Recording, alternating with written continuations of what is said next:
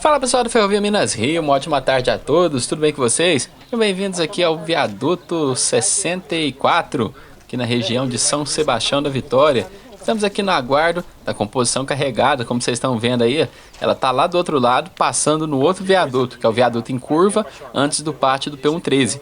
E a gente consegue ver ele aqui, porque essa aí é uma linha reta perfeita, como vocês podem estar olhando, olha lá. No locomotivo a gente não sabe se é uma ES ou se é uma AC, está aproximando do túnel aqui. E em breve ela vai estar atravessando ele e vai chegar aqui onde a gente está. E a gente vai acompanhar esse espetáculo. Então vamos lá fazer o procedimento? Se acomoda aí, prepara o cafezinho e vem com a gente. Bora lá, roda a vinheta.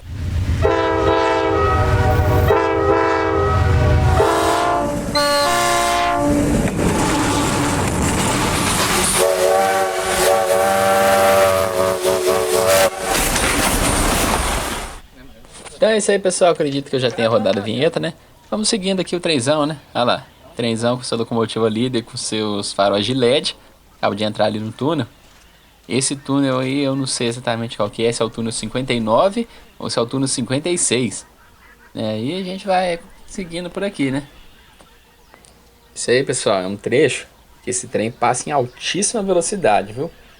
Então nesse caso aí, esse trem vai passar aqui por nós aproximadamente a 64 por hora. E vai começar a reduzir porque é uma rampa bem pesada.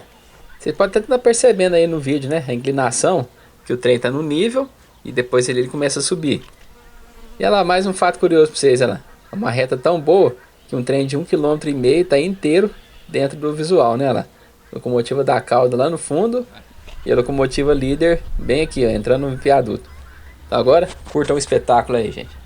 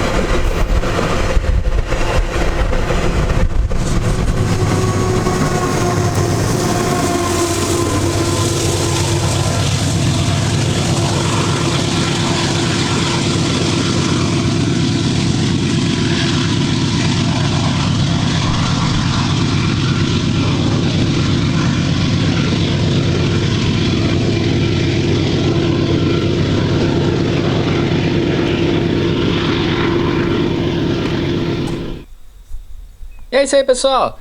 Agora a gente resolveu subir em cima daquele túnel onde o trem passou embaixo dele. E estamos vendo essa visão maravilhosa aqui. E esperamos que o trem não demore muito, porque já está começando a escurecer. E é isso aí, então. Vem com a gente, vamos curtir esse espetáculo aí, ó. Olha o tamanho do viaduto, né? Um viaduto em curva. Então, bora lá.